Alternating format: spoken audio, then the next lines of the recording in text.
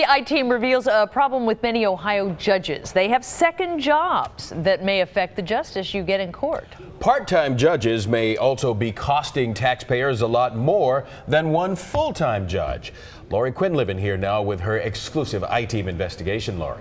Clyde and Carol, most counties in Ohio, 59% of them, have full-time judges only.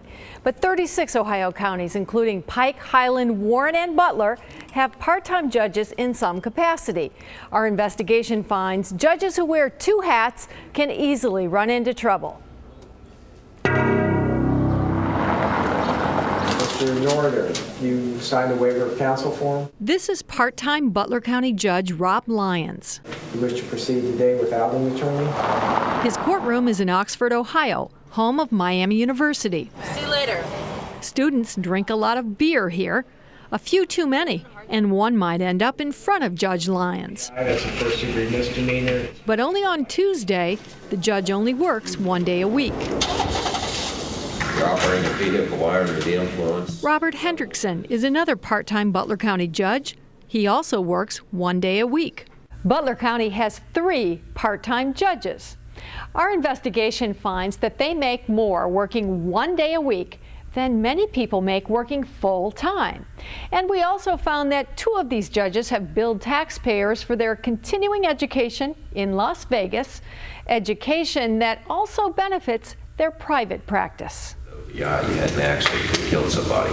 Hendrickson and Lyons are judges 1 day a week and defense attorneys 4 days a week. Thank you, Your Honor. Lyons is trying to help this client beat a DUI charge. The top judge in Ohio says this is a problem. Tom Moyer is Chief Justice of Ohio Supreme Court.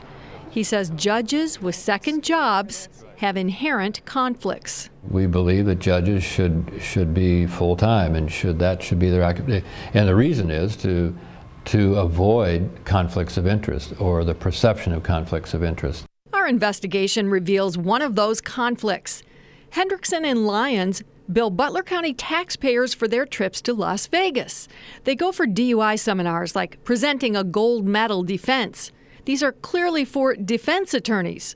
One even says no prosecutors allowed. Butler County Auditor Kay Rogers. It's only giving the defense side, and since defending DUIs is what both of them do, I believe, 4 days a week, and only 1 day a week are they're actually sentencing DUIs.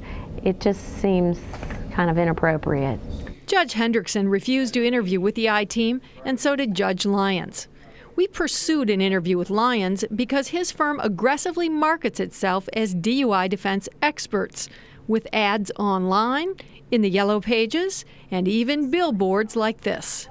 We came to Lyons' office. He's going to be tied up with a client. He's not going to be available. We approached him 1 day after lunch. I'd like to ask you the ethics of billing taxpayers for your DUI defense seminar in Las Vegas. Come on, Judge. If it was such a good deal, why don't you just talk about it? In 3 years, Lyons has billed taxpayers more than $4,800 for his trips to Vegas, for airfare, hotels, car rentals, to attend DUI defense seminars. He calls it judicial education. For him to really, from an ethical standpoint, think that that's okay to turn that into the county, it's just a sad statement, You think he should have paid for it himself? I think he should have paid for it himself. Weeks later, Lyons finally agreed to sit for an interview. I believe an educated, informed judiciary is very important. Since you are known and you specialize in DUI defense, why don't you just pay for your own DUI defense seminars that you go to in Vegas instead of billing taxpayers? I attend the seminar to learn, to become a better judge. Now it may benefit my private practice as well, but then again, any legal seminar that would cover any topic would probably benefit me in my private practice. Lyons points out county commissioners pre-approved his travel to the DUI seminars. I think, one, the commissioners need to do a better job of paying attention to the travel that is coming in front of them. But it's also Rob Lyons from an ethical standpoint. Do you agree that it's important for judges to avoid the appearance of impropriety? Absolutely. Do you think you're doing everything possible to hold yourself to the highest ethical standards? Yes, I do. We'll never be perfect, but we have to strive to be better. And one area in which we can be better is so fundamental, and that is that everyone who serves as a judge in Ohio should have as his or her occupation at that time only judging, and not something else, and especially not practicing law one day of the week and being a judge the next day of the week. Moyer says converting part-time judges to one full-time judge position removes conflicts. It may also save taxpayers a lot of money. Each Butler County part-time judge makes a salary and medical benefits worth about $75,000 a year. That's for working 1 day a week. It would have to be much more cost efficient to just have one judge that's working 5 days a week instead of 3 judges that are only working a total of 3 days a week. You make $64,800 a year for 1 day a week of work. That sounds like full-time pay to most people. Well, I probably, again, I'm very grateful for the pay that I get, but it is for a part-time position.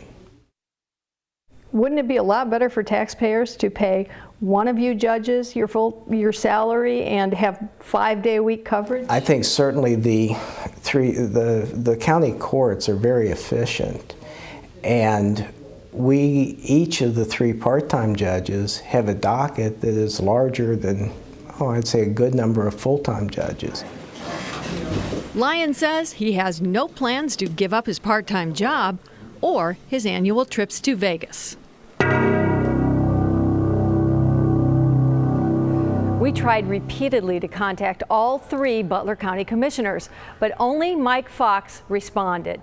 He says, here's the problem with part-time judges. Quote, if the attorney sitting opposite them in private practice does something to make them unhappy, that attorney must risk their wrath when they have to appear before them on the bench. So, Lori, what can Butler County do about it? Well, they can try to convert these part-time judgeships to a full-time one, and this idea Commissioner Fox says he will propose at their meeting tomorrow.